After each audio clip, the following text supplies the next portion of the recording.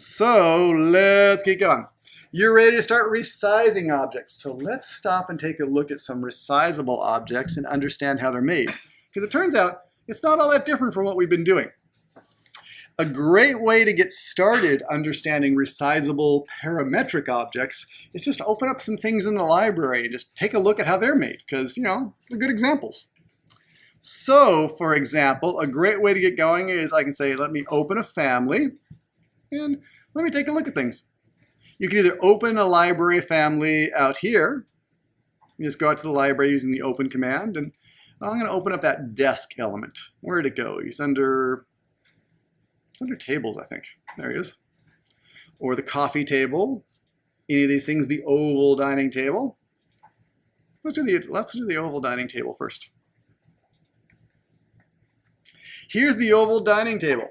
Okay, you're looking at him here. I bet you can tell me how he's constructed based on what we've done so far. What do you think? How do you think he's actually made? What kind of pieces are you seeing there? How about the legs? How do you think they're made? Yeah, that looks like an extrusion to me. You can always check just by choosing them. It is an extrusion. And if you want to see how they extruded it, you can say edit it, and you'll see it's actually just 4 circles that came down. No worries. How about the glass top? Oh, that's interesting. They did that as a sweep. That I have a hard time believing. There's some sort of boundary. I bet what's going on, there's actually 2 pieces there, and I'm just not seeing it, because there must be a slightly rounded edge to it or something like that. So I think there's 2 pieces. There's the rounded edge, which would have to sweep. If I just extruded a piece of glass, it'd be sharp-edged. It'd have those 90-degree corners. So I think they've swept something around there. I can tell you in a minute. Take off that rounded edge. Yeah. So there's an extrusion and a sweep around the edge. Okay, now, the important thing, if you have a library part that's pretty close to what you want, I want a sharp edge table. I don't want a rounded edge table, or vice versa. Or I want to put a sweep around the edge that has a drop or a lip so things aren't falling off the table, whatever. Feel free to go out and grab things from the library, open them, and just start editing them. You know, so don't always, you don't have to reinvent the wheel. If you find something that's pretty good already and you just need a little bit of difference, just go out there and grab it, pull it in, and change it to be what you want it to be. Okay, so this guy's pretty easy. How about, what do you think? How do you think they did that one? Well, I can see it's an extrusion. Here they have an inner and an outer. They're extruding it. They're kind of making it look pretty good. Now, let's talk about how they make it resizable, because that's the next interesting issue. Check out the floor plan you might be able to see. Check this out. They got this object, and this object's looking pretty good, but it has all these dimensions hanging around on it. And let's talk about how these dimensions work, and these green lines, which are actually reference planes, which we talked about just a second ago. Okay. What's happening is basically the object is set up so that it stretches and always stays locked to these green reference planes. So these reference planes are moving around. We're sort of driving where they're going to be, and then the forms are actually stretching to match the reference lines because they're locked to it.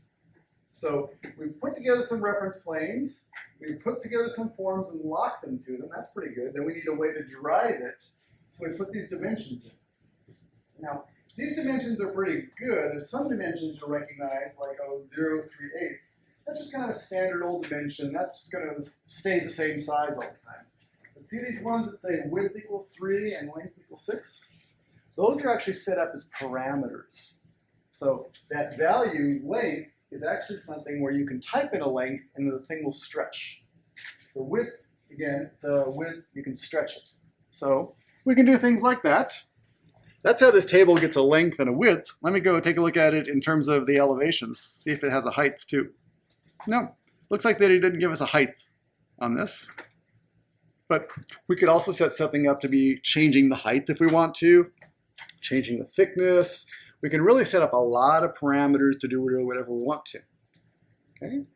So that whole notion of taking these things, putting some reference planes, and using dimensions to control their location, and then having forms match the reference planes, okay, that's really the origin of where we're going with all the parametric stuff. If you can get that down, okay, everything's just like varying on that.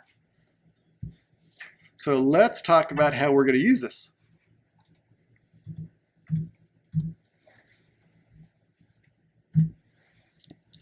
When we want to create a component family as opposed to an in-place element, the only difference you're really going to see is those orange things right in the middle there. That's where the difference is.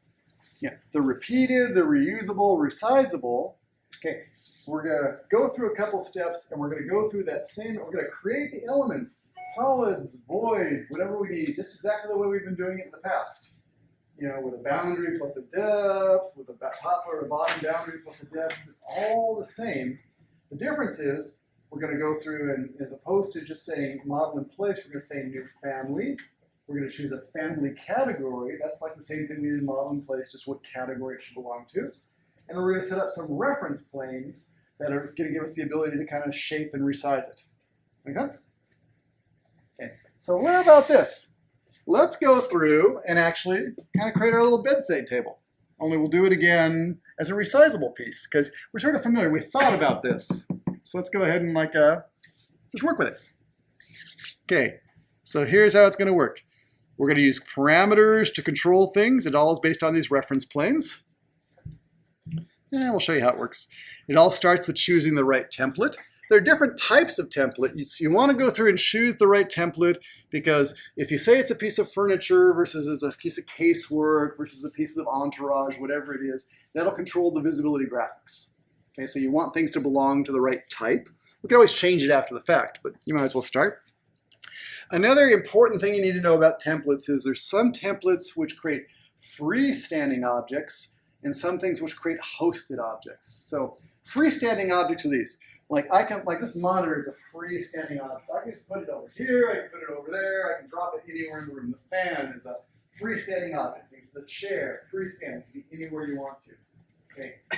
A wall-hosted object is something like a door.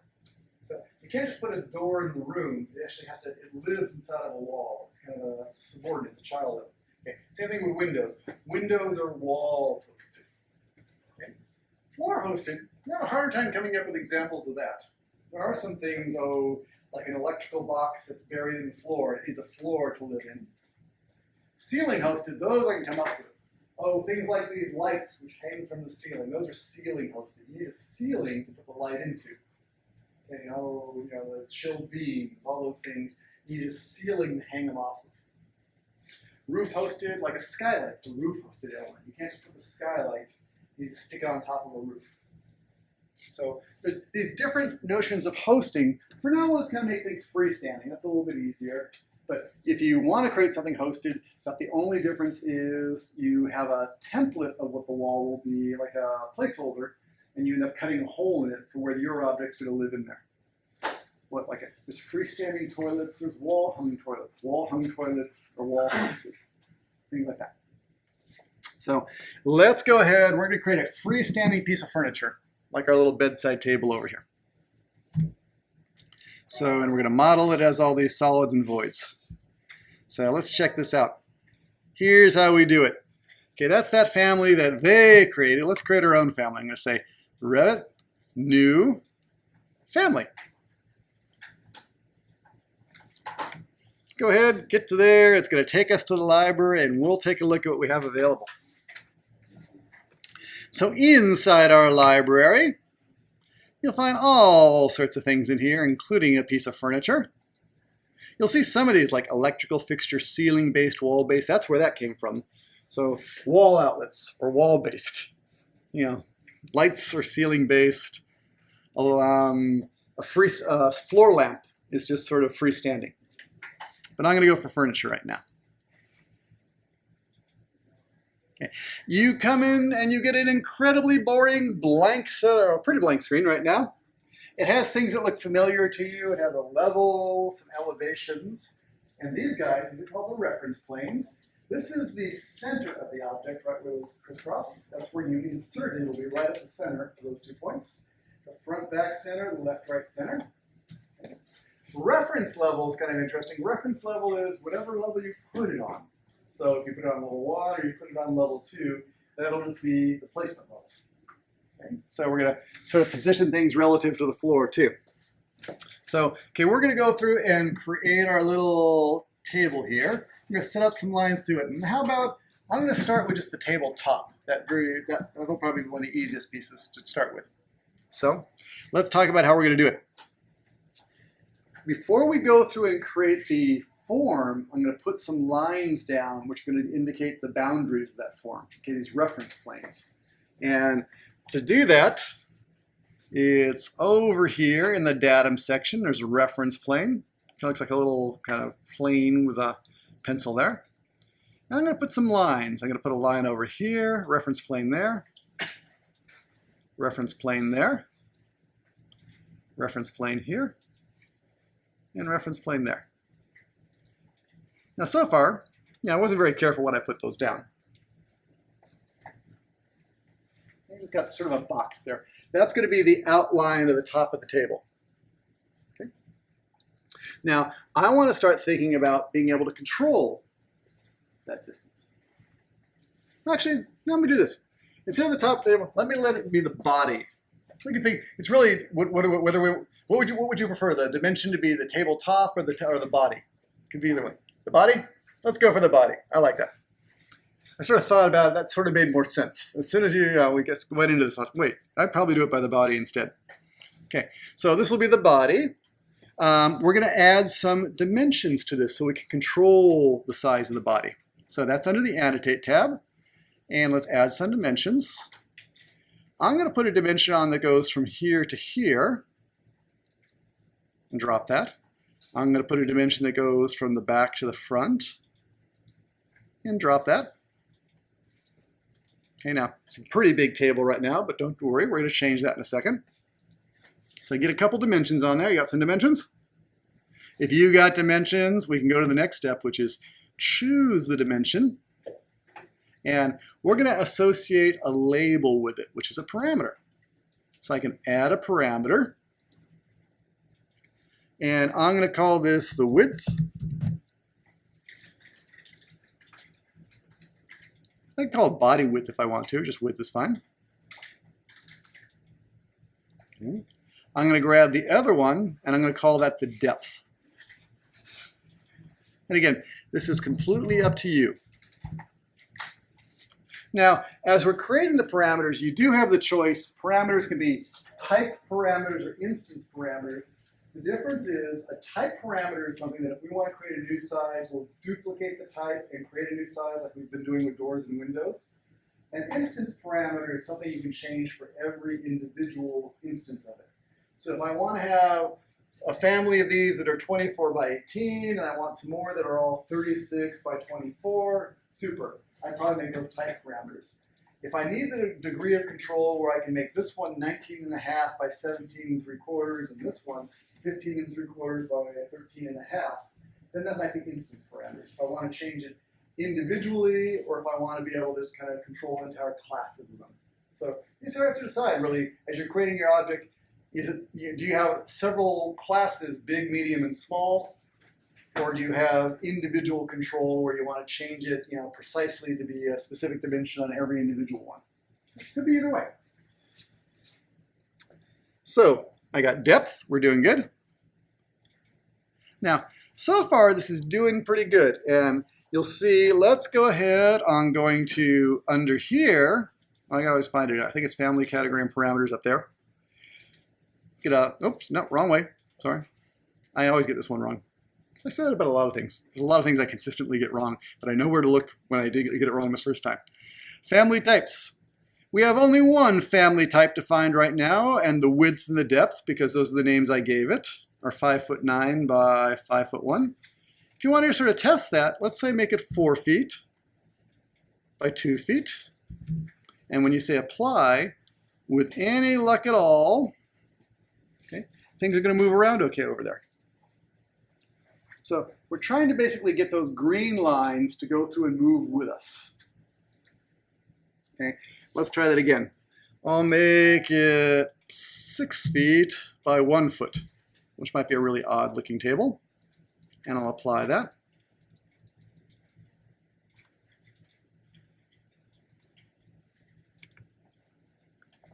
Now, we're kind of doing okay. They're definitely moving. The only problem I'm seeing right now is if this is the insertion point and my table's way out there right now, that's a little confusing that your insertion point's not really the center of the table. It's actually hanging around in space there somewhere. So I'm going to actually want to put another constraint on this to make sure that no matter how I resize this thing, it always stays centered. I'd always like that insertion point to be right in the center of this thing. So let me tell you how you do that. I'm going to make it fatter again. It'll be easier just because the way it is right now, it'll be confusing about what I'm about to do. Okay. I would like to say that, no matter what happens in time, I always like this line to be the center and that line to be the center. And the way to do that is to actually set up an equality constraint so that it's always split evenly on those two sides. So the width can be whatever it wants to, but always make sure you split the width evenly on the two sides. And the way you do that is under Annotate, we'll say aligned, and I'll choose all three of those, drop it up here. Now you'll notice that they're not equal right now, okay? But since it's a string dimension, I have this little widget right there which says not equal. If I turn that off, it'll go through and make them equal. So if I turn that off, popping right in there, okay, now it says equal, equal. Okay, that means that no matter what happens, those two lines will always be evenly spaced on the two sides. So let me do the same thing on this side. Okay, again, I'll put it over there. Maybe that'll be easier to see. I'll make that one equal. Okay, so why did I do that? It's just because I want to keep the center centered. Okay, let's go ahead and, we're looking pretty good here. Let's do some more testing. As you're building up your parts, it's really good to kind of stop and pause and test because as they get more and more complex, you want to sort of figure out where they're breaking. This is really kind of a way of just doing visual programming, and the best way to debug it is kind of one step at a time, test some things out. So what if it was actually 4 feet wide? Does that stay centered? That looked pretty good. What if it's only 2 feet deep? Does that stay centered? Okay, again, good. So you're always trying to just test and make sure that it's doing exactly what it wants or what you want.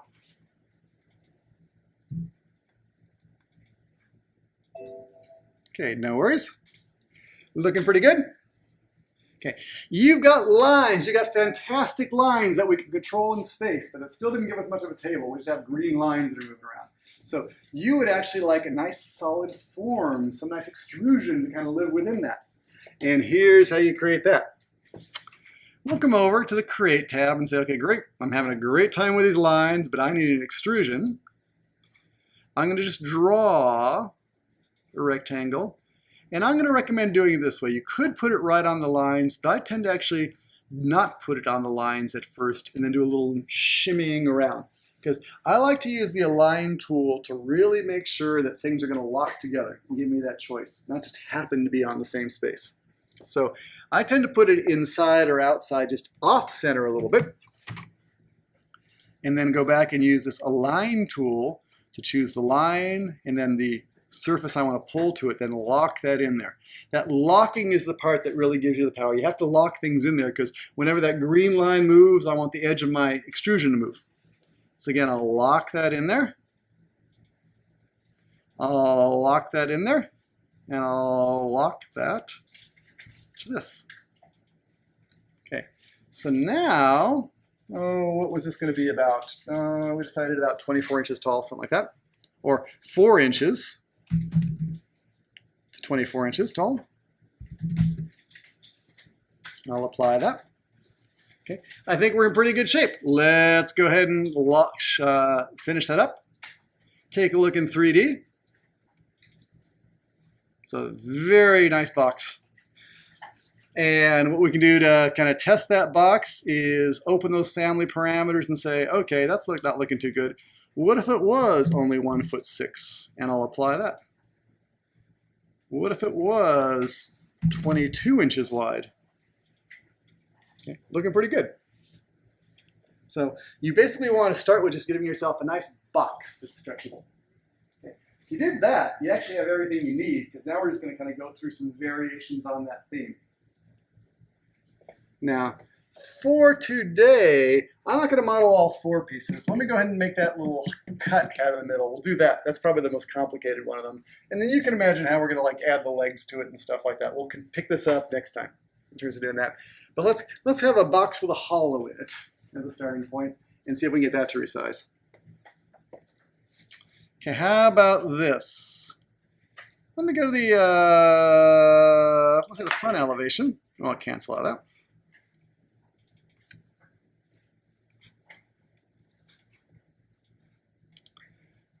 Here's my box kind of hanging around in space. This is looking in elevation. Okay. You know, I like the idea of being able to stretch the sides an awful lot. I kind of attracted to the idea that maybe I could make it taller or shorter too. So how would we do something like that? Pretty amazingly similar to what we've been doing in the XY direction too.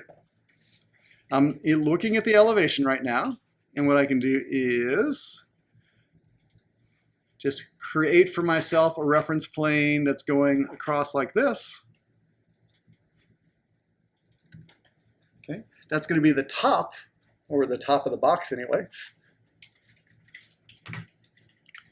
I'll put a dimension in there from here down to the floor. And then I'll add a parameter to this called the height.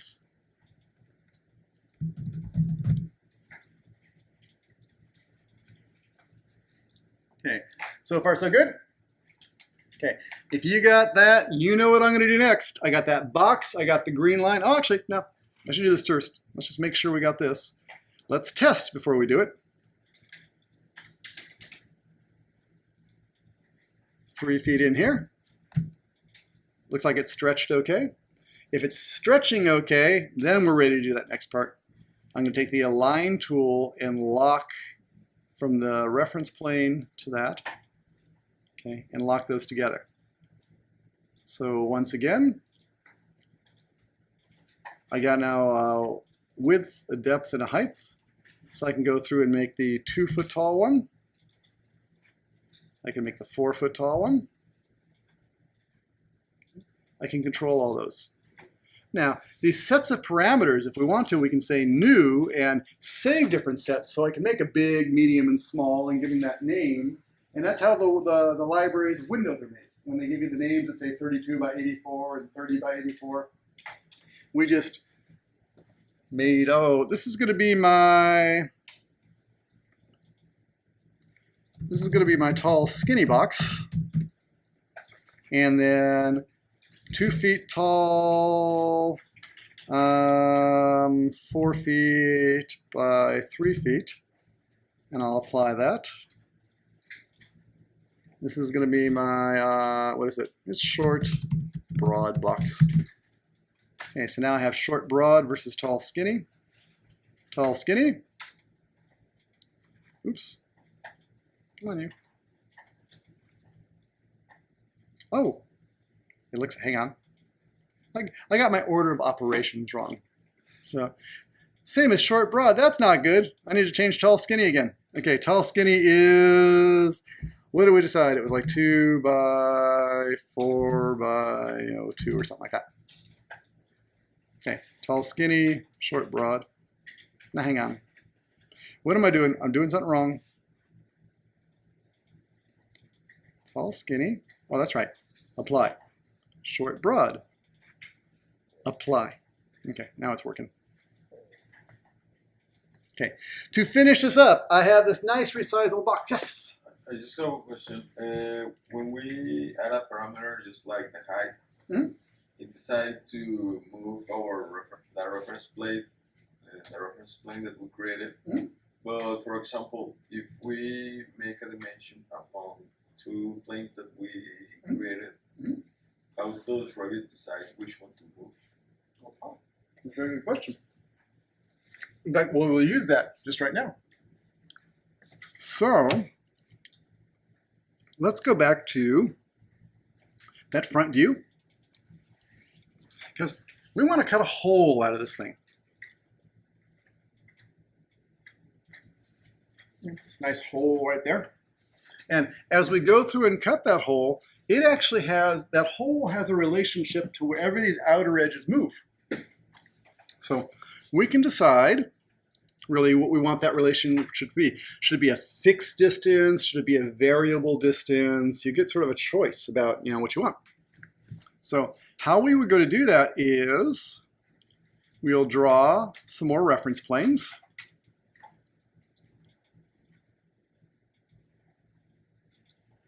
And I'm even going to draw some here.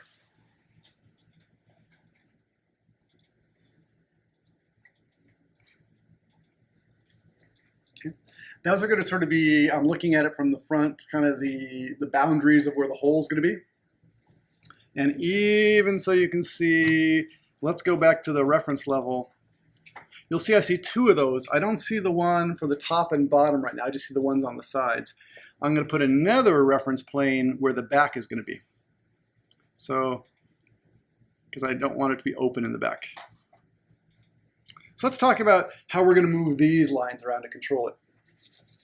Okay. For the back distance, from the back of the cabinet to the inside of the hole, do we want that to be a fixed distance or do we want that to be variable? Hey, come in. How was it? It was good. Excellent.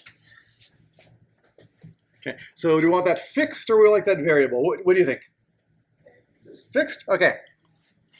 If I want to make sure that stays a fixed distance, I'll put a dimension in there.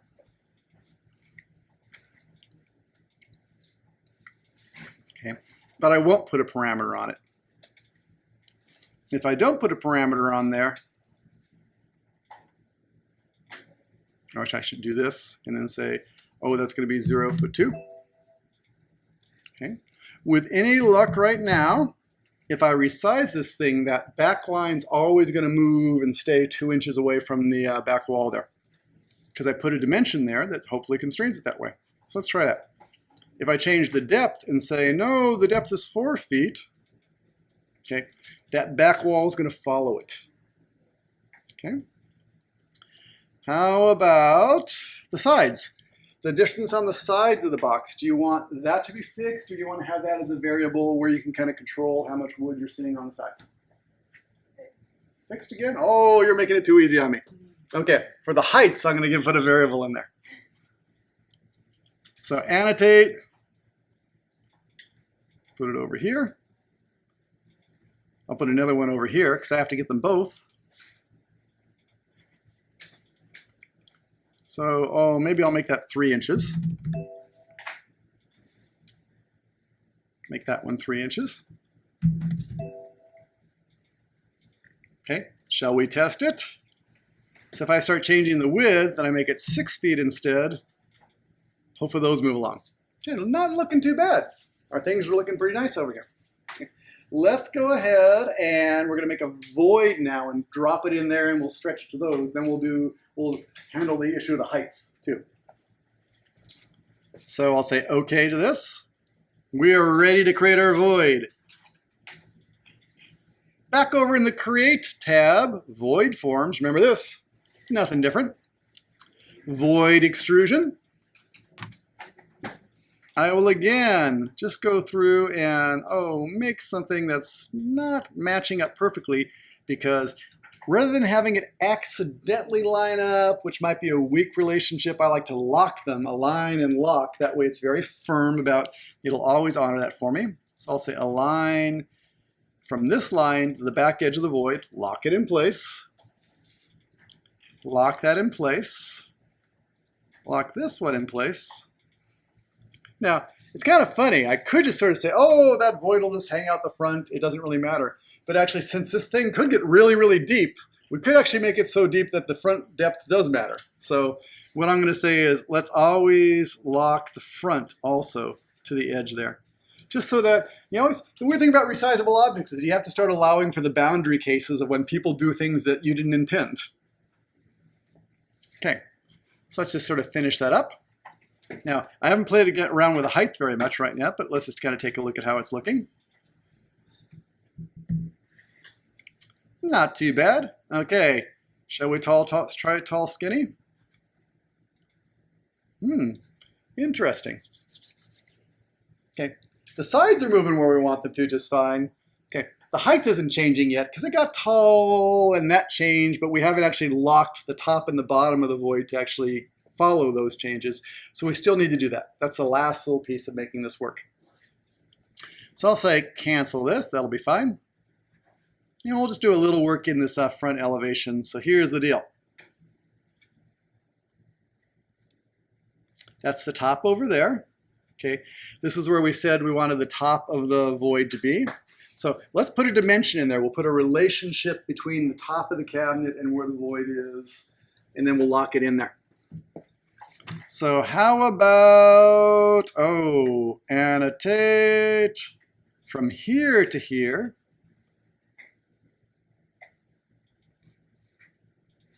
And we'll give this a name. I think in the scheme of things, this is called a style. It might be called a rail, but architectural terms are weird. I'm trying to remember. Let's call it top boundary. How about that? That's easier. I made that a parameter just because I want to make something different and give me some control. Okay, so top boundary is there. Let's go ahead and make sure that moves properly. Oh, make it like 4 inches.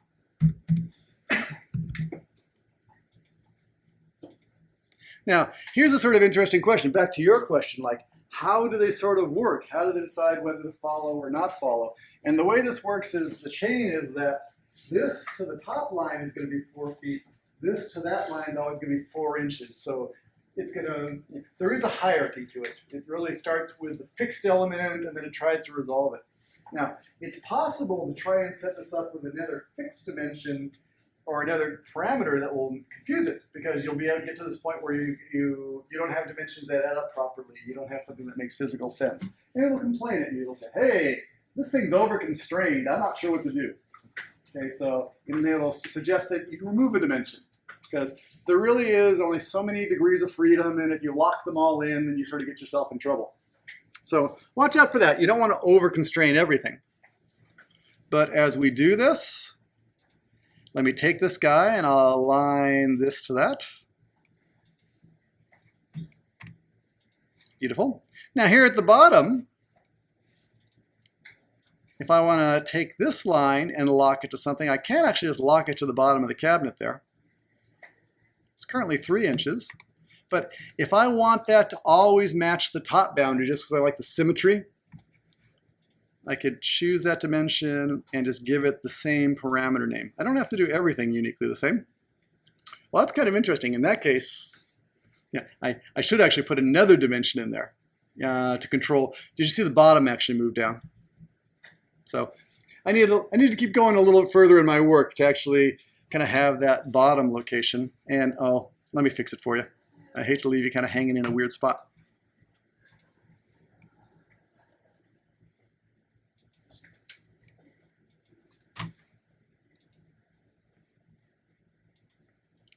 Okay, and this little funny dimension over here.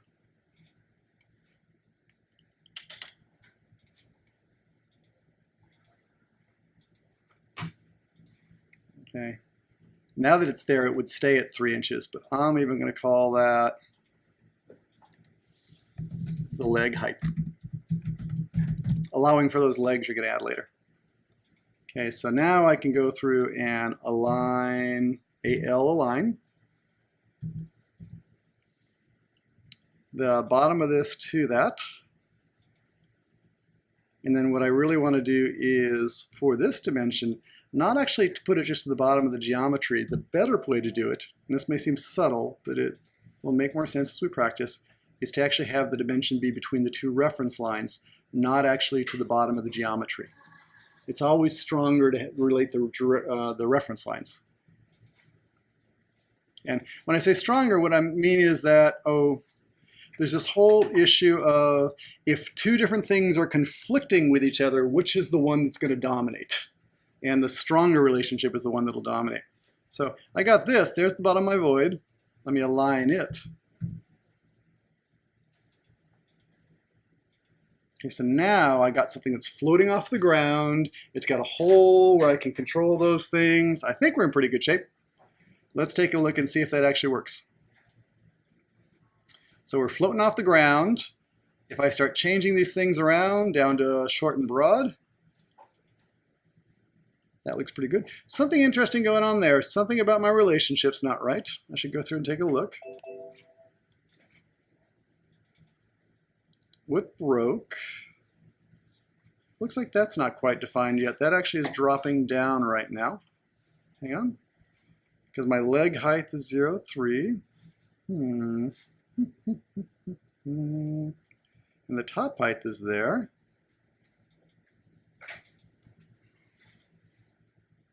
This is not right. Let's see what's going on. There's the top. There's the bottom. You align you to that. Did I not align those properly? Ah, this is one of those ones where there's too many constraints. Something's not happy. So let me try and be explicit about this again. So that's the void. Let me see if I can get them lined back up again. It looks like, for all intents and purposes, it looks like actually the lines are doing what they're supposed to. It's just that the geometry is not doing what it's supposed to in terms of following those lines. So let me align again from the top to that. See if we can get them to be well behaved. And from this one to the top of the void. Okay, that's going to be a little bit closer. Let's see if that's any better. Cancel out of that. And try and do it in 3D so I can see it better.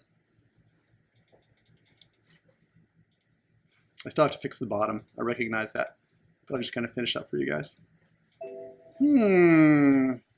Okay, I got some more patching to do.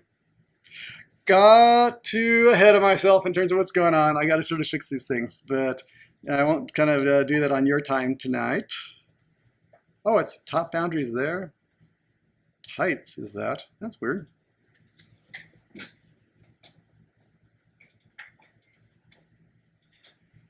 Something is definitely very screwy. Yes, you're there. And yes, you're there. So let me try this again.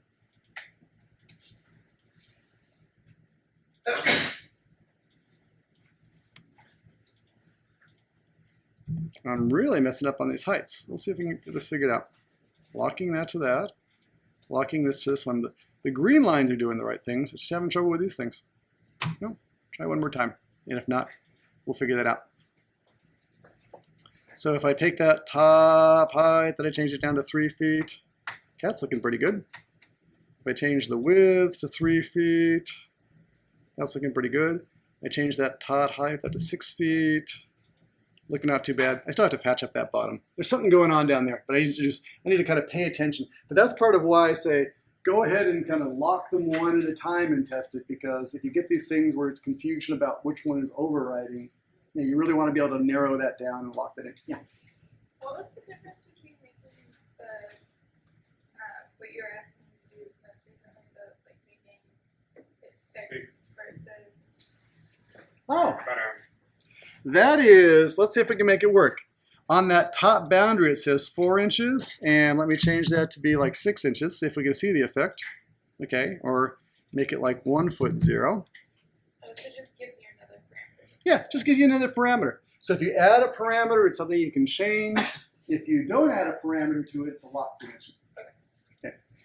So let us just introduce, as you're running out the door here, what the assignment is. And actually, do you want to talk about it? Because in terms of what's going on? Yeah, sure. Sure. So it's pretty simple. It's basically you're going to be creating a couple objects like this, and just give us the 3-4 minute introduction to what it is, because you can look for it online on the coursework website. It's supposed to walk you through it in detail. So what are they supposed to do at a high level? Sure. So you can start thinking. So firstly, it's available under session 10 on coursework today.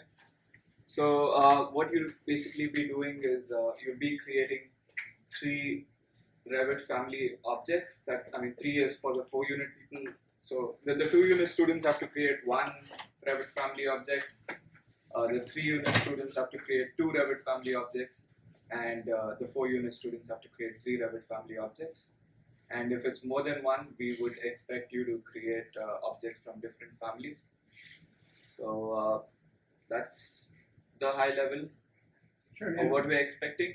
And Yeah, so you'll be submitting it as a .rfa file once you're done, and then again we will be going through creating different reference planes, and then how do you add parameters. We'll be doing more examples in the next class. So Sure. So do all the objects have to be parametric, or can yeah, Okay. all of them have to be. Very good. And what kind of objects should they be thinking about doing? Should they be doing like building size objects or furniture size objects? What sort of things are?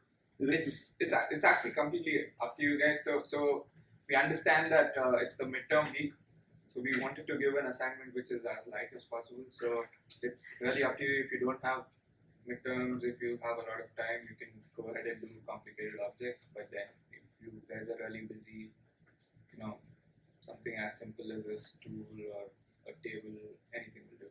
Okay, so is there any minimum number of forms in an object? Is it 2 or 3? Like, clearly, I'm thinking if your object probably shouldn't have 10 different forms in it or something like it. It could, but how simple can it be? We are not planning to keep any restrictions. Okay, so let's say, it should have 3 pieces or something like that. So an extrusion, it could be all made of extrusions. That doesn't really matter. It looks like we're just really trying to get you to create things out of multiple forms and then just give us the ability to stretch them.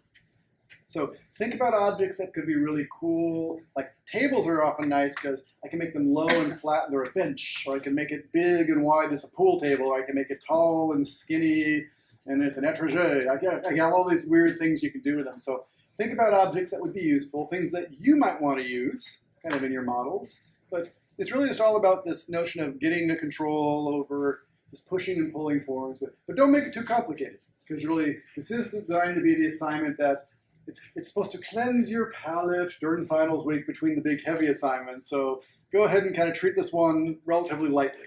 Just get that kind of skill under your belt, but you don't have to create incredibly elaborate objects. Just kind of show that you can kind of get some parameters driving some geometry.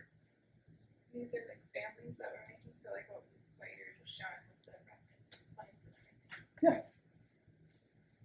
Okay, so a good place to start again is go to the Revit library and kind of open up some things there, see how they're defined, and use them as models as a starting point. Just really get a feel for what things are, and just for the next couple of days, look around in the world and like, oh, this table I would model, this lectern I could model, like your chair, that chair you're sitting in, I wouldn't model that. That's probably got 40 different pieces in it or something like that. That's just really a very complicated object. So keep it relatively light and simple. Okay, and on Tuesday and again next Thursday, we're going to give you some more tools about how we can change materials and how we can create actually smart objects, where this gets really cool. Okay, picture an object where it's like a table, and depending on the length of the table, it grows more legs. So if it's a 6-foot table, it has 4 legs. If it's an 8-foot table, it has 6 legs. Or we could use that for like if you're modeling studs in a wall. That as you have a longer wall, there's more framing elements that start showing up, or lighting fixtures, more bays or more supports start showing up. We'll show you how to do stuff like that, and also how to have objects where things turn on or turn off. So you can have a void appear or not appear, just depending on, like for cabinets, if you want to have cabinet doors or not have the cabinet doors, or maybe you have a single thing where the cabinet door can be solid wood or be glass. And switch those out, because they're really very similar sorts of objects, and it's just all parameters that control those things. Okay, so take a look at that to start reading ahead, but really more than you can start thinking about some simple things in your world and how you can model them relatively simply. Okay, and that'll be what we're doing for the next assignment.